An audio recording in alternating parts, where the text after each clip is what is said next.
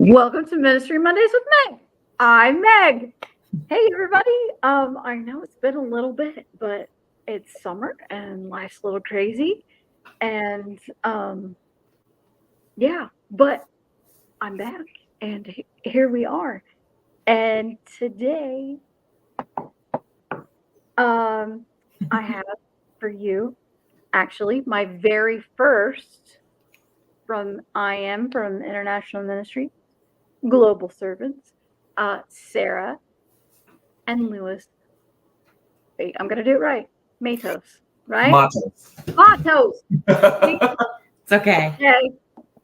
You know what? I'm all right. Matos, tomato. Yes, that's how I usually tell people. Tomato, we're the tomatoes. You're the tomato. I like that. All right, you're the tomato family. Okay. All right. So just for our audience sake, I met you guys, I think it was California. Maybe was it a CPC or Oregon? I think it was Portland. Yeah, and I was super pregnant.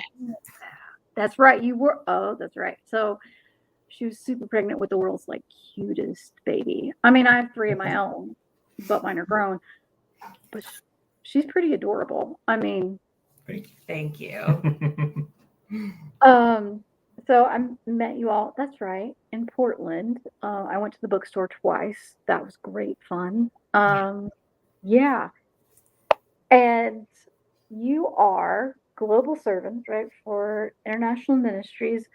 So for people who don't know, who haven't had the pleasure of meeting you, who don't know what you do, why don't you tell everybody who you are, what you do, all that stuff, and then we'll just chat. Awesome. Yeah. Well, I'm Sarah, and I've been working with International Ministries for 6 years now, and I started, my first term was in Bolivia, and now we're headed to Mexico. And I'm an educator and a current online student with a Master of Divinity at Palmer Theological Seminary online. And I'm actually finishing up, I'll be, Lord willing, the light at the end of the tunnel is finally appearing. Yeah. Next year. Oh, yeah. I remember that, the crawl. It's like that. And the in your head and out loud too is I'm graduating. I mean, I did that the entire year. It was just hi, I'm Meg and I'm graduating this year. Yeah. So exactly. Palmer. Yeah. And okay. I've only been with International Ministries for the past few years. I joined on with Sarah as well, but this was after she already had started her progress along with International Ministries and was going to Bolivia. It's actually really funny because Sarah and I actually met in high school. But this is what I wanted to know. Yeah, we met in high school, but we didn't start dating till in our 30s. So we just knew each other. When I was on my way to Bolivia. When she was on, because God has a sense of humor. It was very weird timing, but it ended up working out. It's funny because when we started dating, we knew she was going to Bolivia, and we didn't know how this was going to work. But we trusted in the Lord, and here we are now. And if you had asked me even just 5 years ago if this is what my life was going to look like today, I would have had no idea. Well, maybe a little more.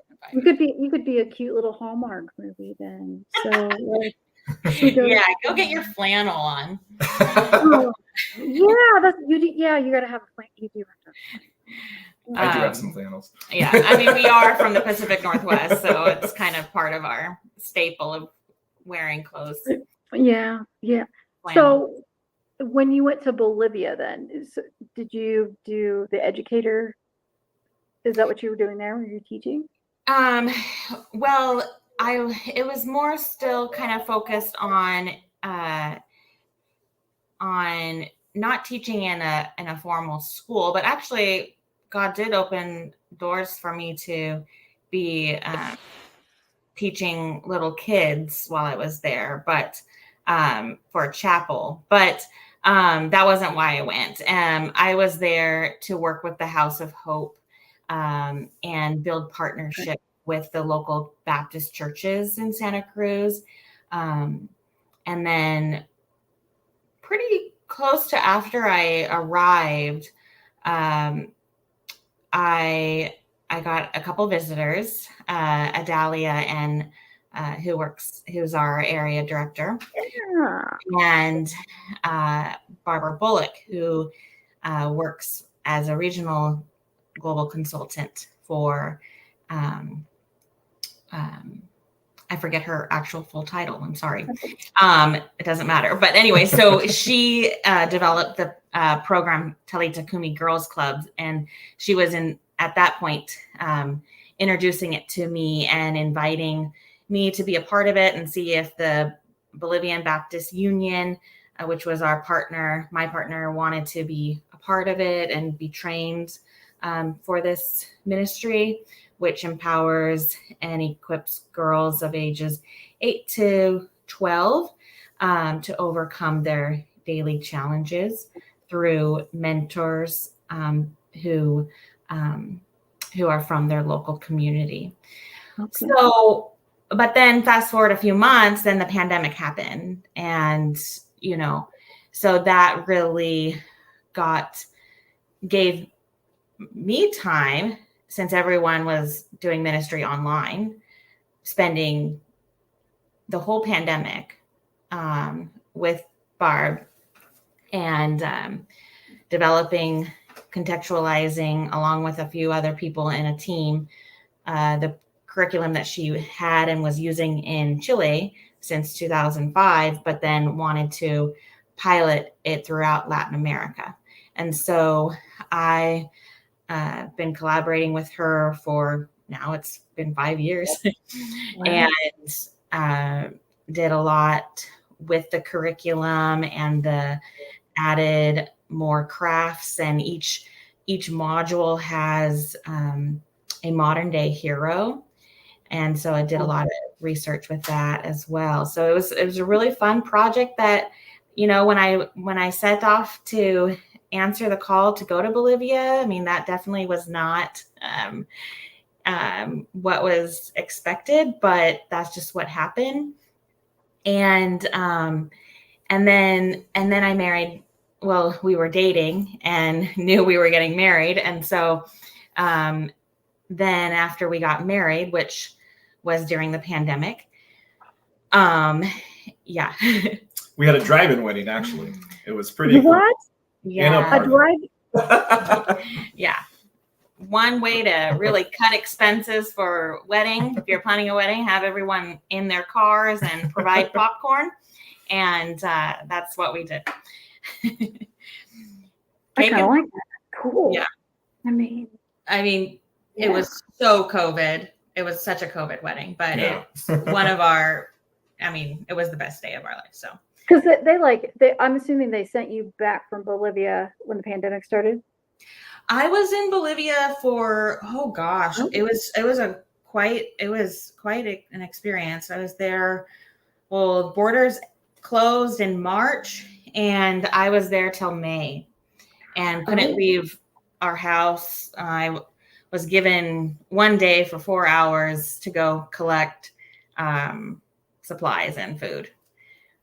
If I was out of my house, we would be stopped by the police and maybe fined or possibly jail, but never risked that. So I went on Tuesdays. Tuesdays are my day. Tuesday was your shopping day. Okay. Yeah. And I lived with a bunch of other single missionary women who thankfully we all had different days. So we all were able to kind of strategize how we were going to, get. Right. Well, so did you? Yeah. Okay. Yeah. I mean, that makes sense. So yeah, the ministry totally shifted. I mean, and then throughout the pandemic, it was a lot of remote work, a lot of helping our partners financially more than we had in the past, because there was a lot of people with COVID and needing doctors and medicine. So, yeah, it's just been kind of a wild ride. It sounds like ministry started out kind of crazy, but God has been faithful, and we're still here. Since when did anybody in ministry ever, did it ever go as any of us ever planned? I mean, Yeah. Honestly, I mean, I never imagined that this would be what I would be doing, but I am grateful for it and I love it. So are you going to do the program then? Is that the plan when you get to Mexico? Yeah, actually, in fact, since this was, we started a pilot program throughout Latin America. That's actually another kind of, I don't know if you want to say side effect or thing of when everything went virtual, everything was online, that we were able to then adapt the training. Instead of being in-person training for the curriculum, then it was all online, so that we were allowed to train more women that way. And then once this whole discernment process of ours together as a couple, we felt called to partner in Oaxaca, which I'm sure we'll get to that. But while we were there, I was talking about the girls' clubs, because the women that we met already were involved in working with women and girls, and really seeing the need of, especially post-COVID, and the mental health struggles that they were having, and the the trauma of isolation, and just the grief of not being in school and not being with their friends. The clubs give space for that, and they can be kids, and they can laugh and play and have a safe space.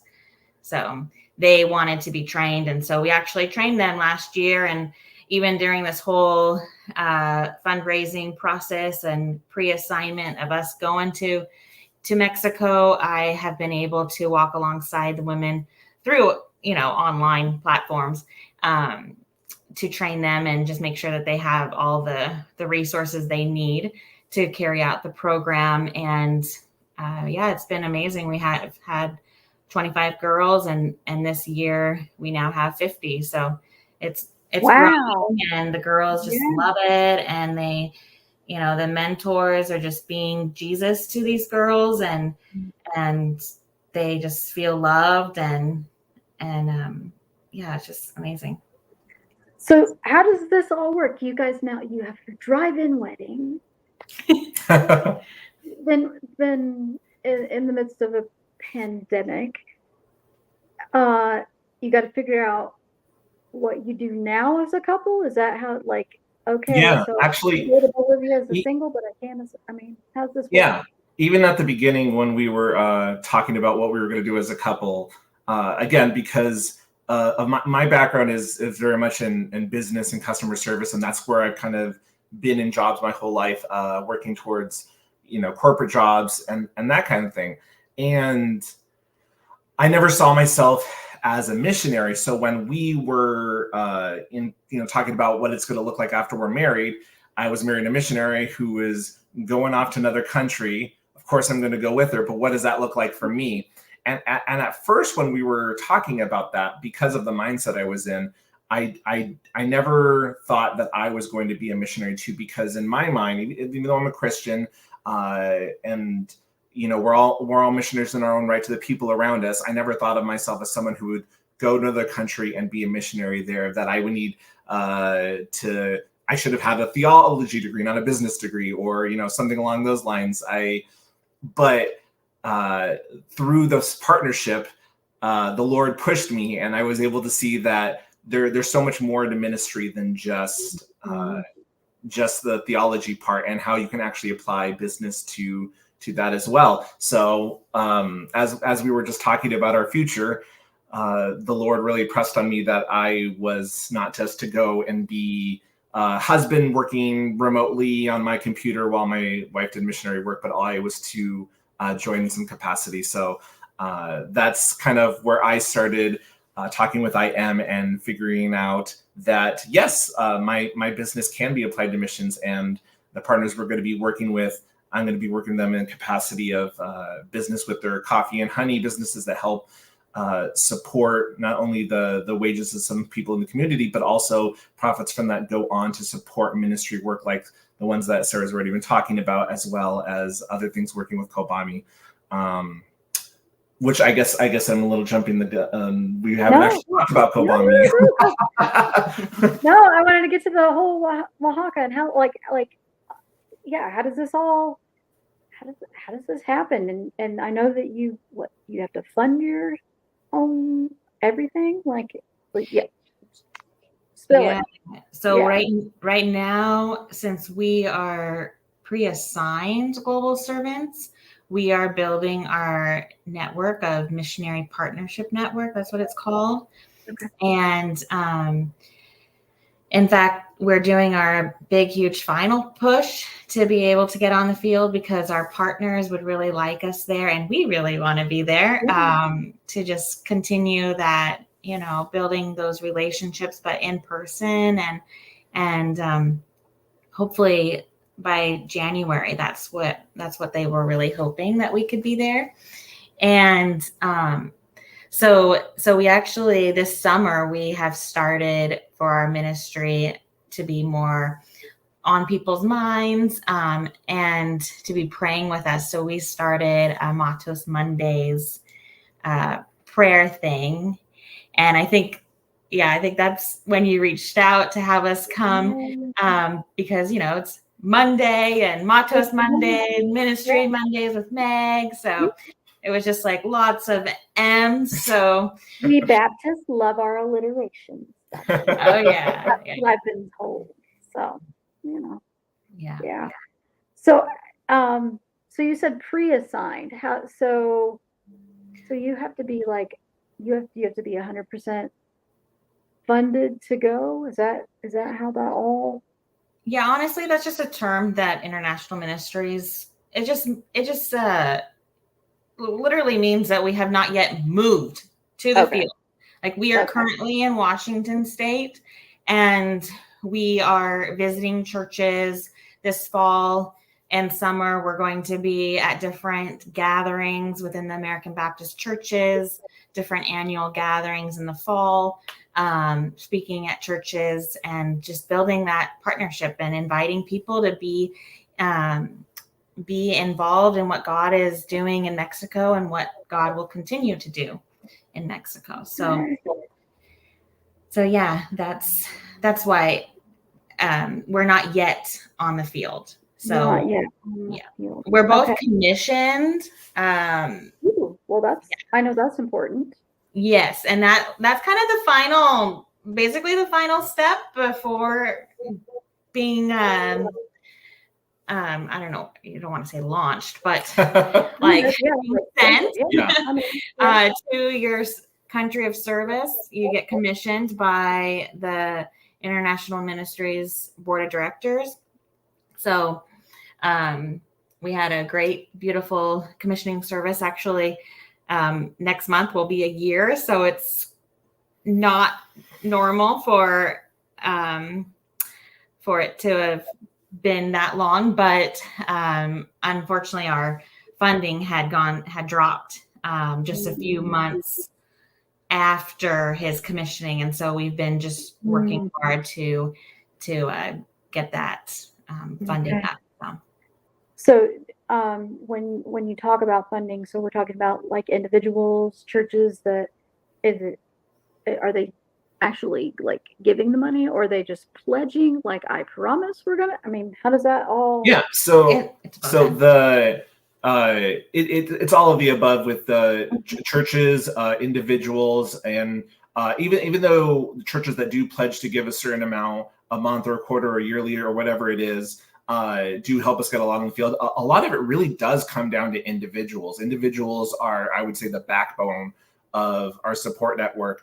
And a thing that people don't always realize when they're thinking about it is that sometimes people don't feel like their gift, if it's not big enough, it's not good enough.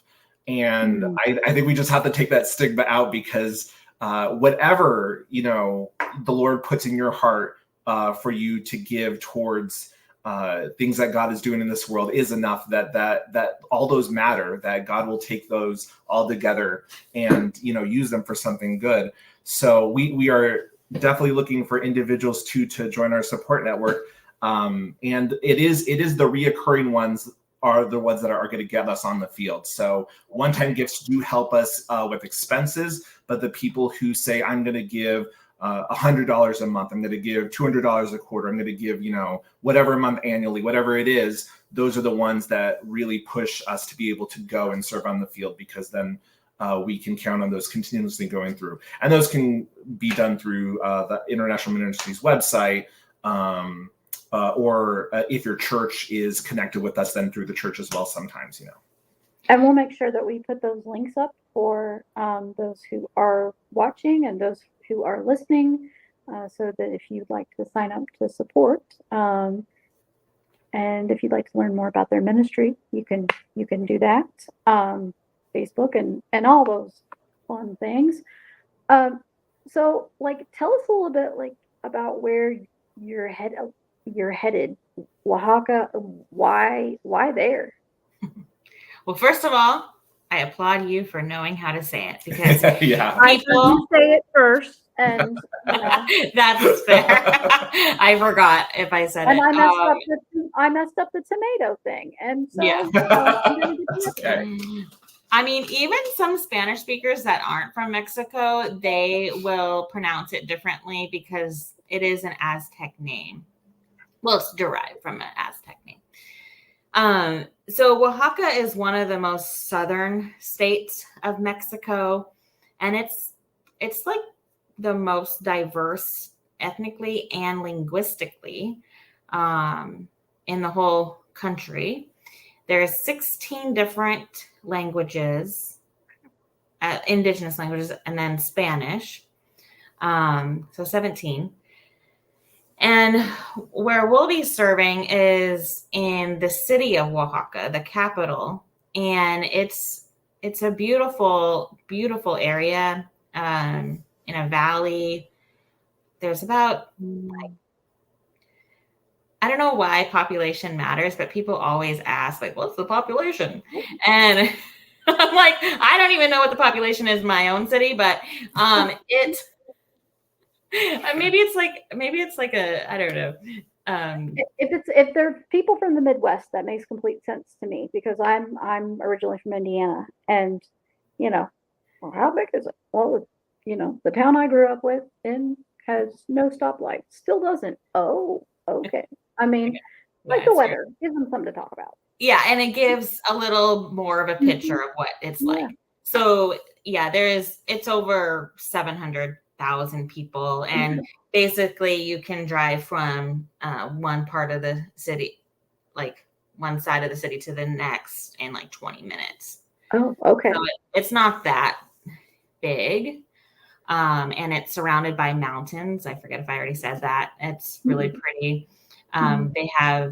They grow a lot of corn and coffee, and a lot of other agriculture in the mountains specifically. And it's also kind of a touristy, there's a lot of expats that go there, especially for the food and the culture, and there's a lot of beautiful artisan crafts, and it's just really, really rich in culture. So it's not necessarily you're going because it's a poverty, it's not like that kind of situation. It's not a poverty-stricken area. Well, yes, it is. I guess I was just explaining what you could probably Google. The reality is that, especially when you're thinking of in the communities and the indigenous population being a little bit more marginalized from access to services of the government and things like that. And just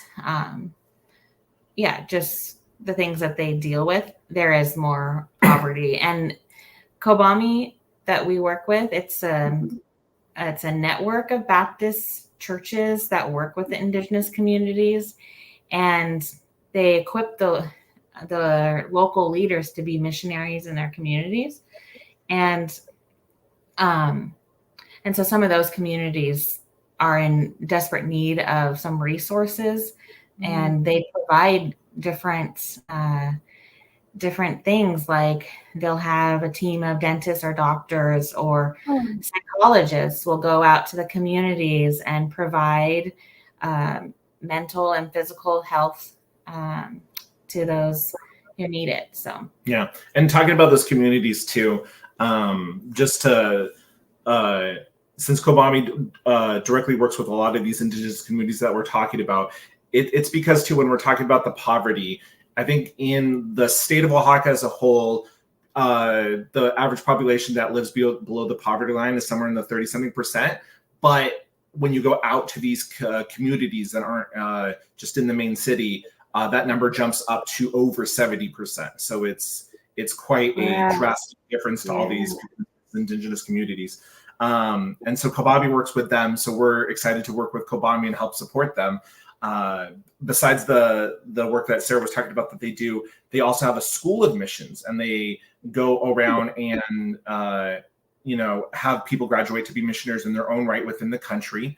And this isn't a physical school that the people of these areas go to. It's rather that people of COBAMI go out to each of these places and at the local churches and train the local leaders there where they're at and offer these classes, so that way people can be missionaries in their own right. And a lot of them do start projects then in their own local communities. There are some that obviously also go out to serve in other countries similar to what we're doing, but a lot of them do serve within these communities after getting this training. And so just all of this, us being able to go support them is what we're excited for. And I know, at least me specifically, my dream and my passion with working with them with business is to not only help us help the people of today, but create something more sustainable that will still be there down the line, something that's still going to be able to be financially supported 20, 30 years down the line, whether we're there or not, whoever's there. And so that's what I'm really excited for. What I appreciate about your description is here you've got this picture of this beautiful and lovely place, where people will go and visit and things like that.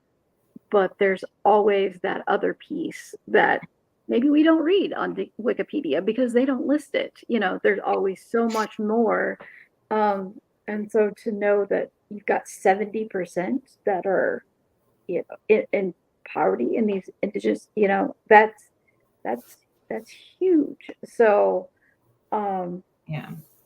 So why missions? Why Oaxaca? Yeah. Well, I guess it starts with a call, right? Right. And my call to be a missionary actually came when I was a teenager. I grew up American Baptist, and we had American Baptist missionaries come and visit our church and share about what they were going to be doing. And there was just something just within me, that God was like, Sarah, this is what you're going to do when you grow up. And of course, the path was just not straight. It never is, right?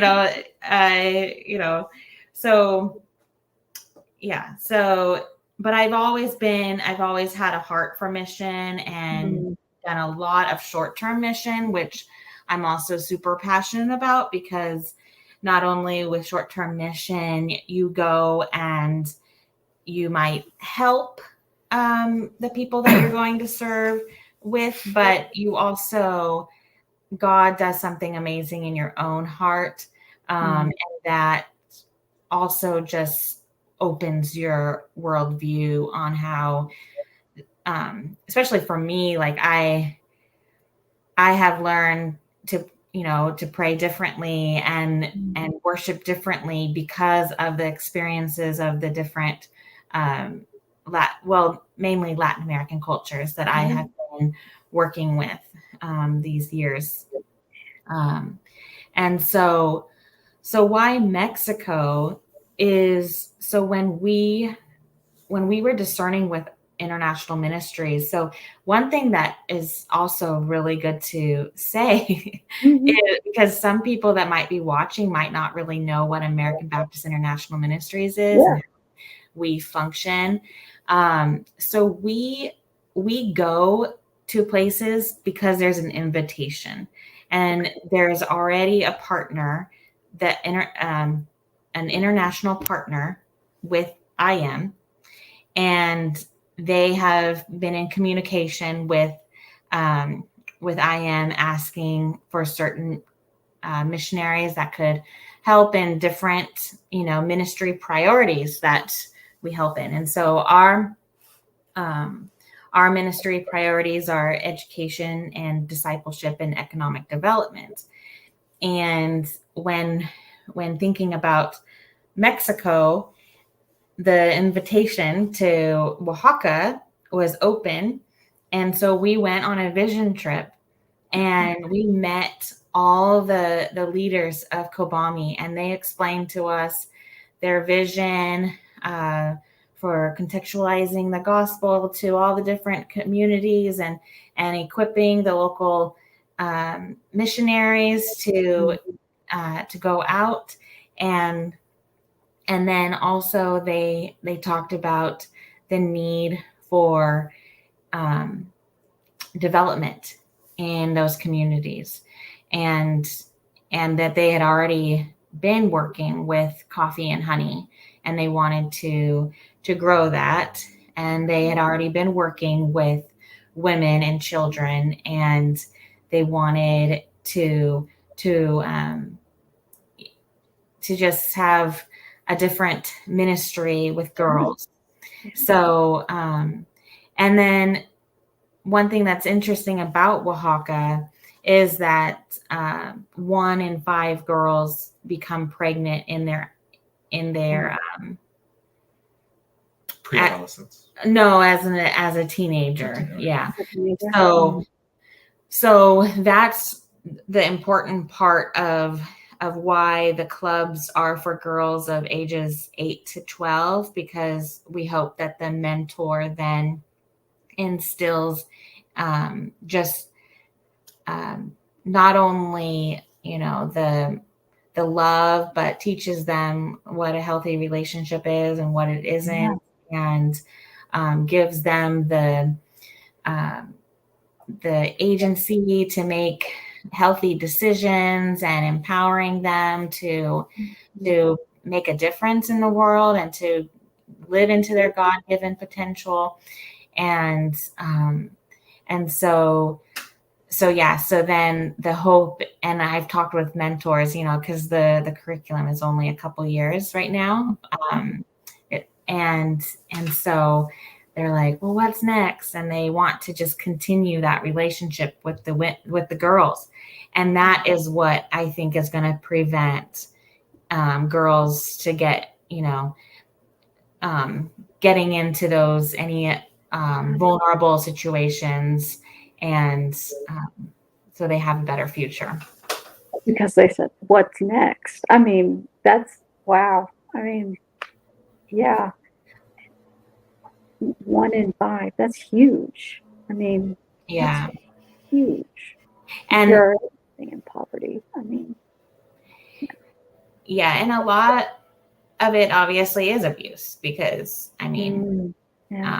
but to be able to teach girls that they have worth and that they matter is something that I'm very passionate about.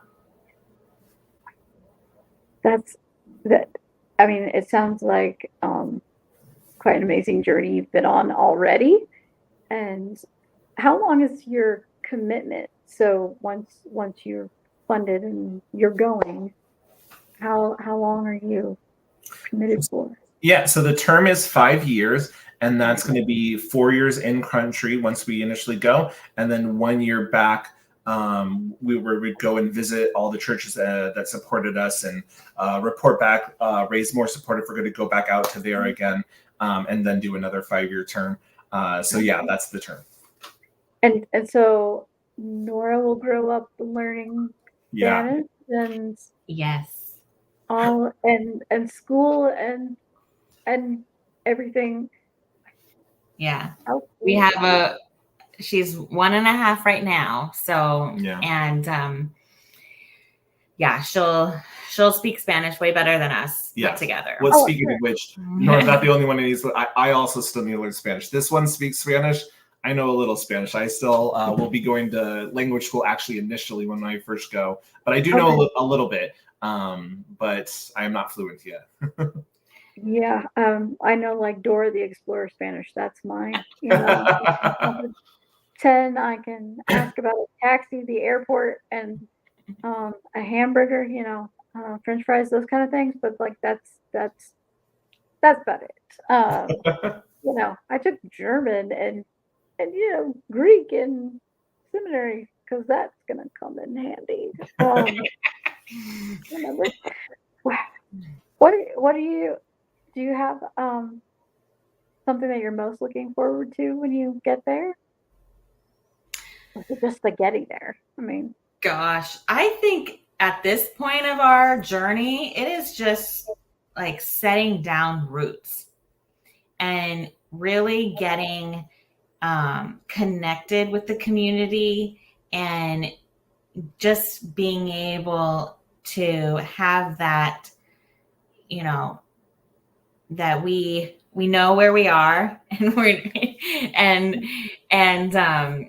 and just to get to know our partners and get to know the culture, learn the language, and eat delicious food around the table with our partners and that's what I was about to say delicious coffee. I'm excited to try a lot of the Oaxacan cuisine. I hear especially they're known for their mole.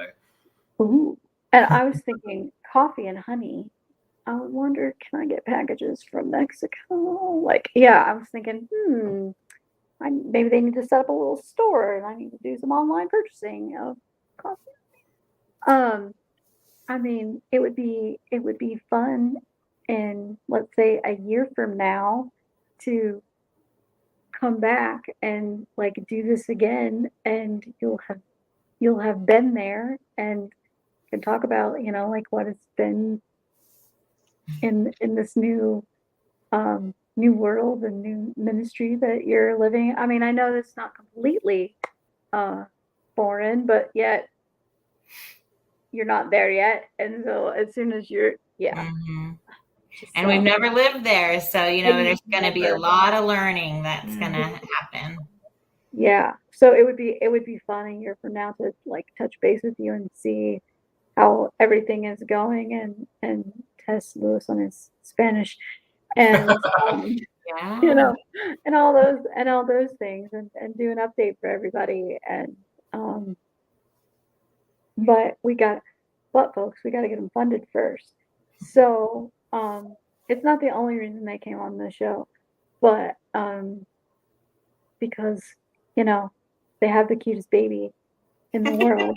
And, because I met them and because the reason we have the show is because we talk about ministries that go on beyond the church. And this, fits so well. And so I'm very excited for you. But for those listening, those watching, if you can, and like Luis said, it's not about the amount. It's about whatever God puts on your heart. Go to International Ministries, and I'll put the links in there so you don't even have that excuse. And if you go to the website, our contact to be able to email us on there too, because if anyone out there wants to reach out to us, right? We are more than welcome to talk more with individuals about what it is that we're doing, what our ministry is. We very often will have either phone calls or Zoom calls with people to really to hammer down because people, when people are interested, they want to know more and get involved. And we always want our with our donors to be a relationship. It's not just a one-sided, we just get money from this faceless entity. We like to, see people and let people know that they really are involved. Because they want to hear your stories, because stories are, yeah. So, yeah, folks, if you have the ability to support them prayerfully, support them financially, all the things, please be sure to do so. So we have the question. But before I ask that question, is there anything else like that we need to know about this adventure that you're on? Like anything else about? I would just invite people to, especially since they'll be seeing this on a Monday as well, to join us this summer. We're the Facebook link that should be down below to our Facebook page. We'll be posting every Monday a little update, some prayer requests, but we're really pushing hard to get there by the end of this year. And even everyone praying for us brings us so much energy and passion to be able to keep pushing forward. So just keep us in your prayers, and remember Matos Mondays. Matos Mondays. And we'll get you a cool Ministry Mondays with Meg t-shirt as well. Ooh. And so you can be a part of the club and all of that stuff. And there's this community that comes with it. That's great fun. So the joy question, that is my favorite question. All the things that you do. Now you each have to give an answer. You don't want to answer for both of you. So you okay. Therefore, we can't see your daughter. I mean, you can both say that. So what brings you joy? Okay, so I will start. I will say that one thing that I've always enjoyed in life in general, and it has a lot to do with the kind of career path I had was going on. Like in high school, I helped people by tutoring in math.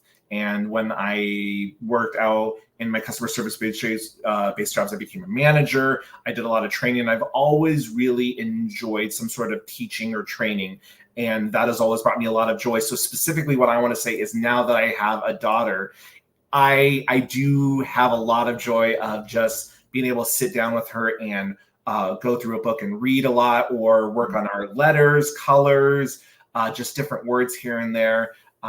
Just that teaching mindset, but actually being able to work with my daughter has just been a huge joy in my life. Oh, that's a good answer. Okay, your turn, Sarah. I was like, oh, how to top that?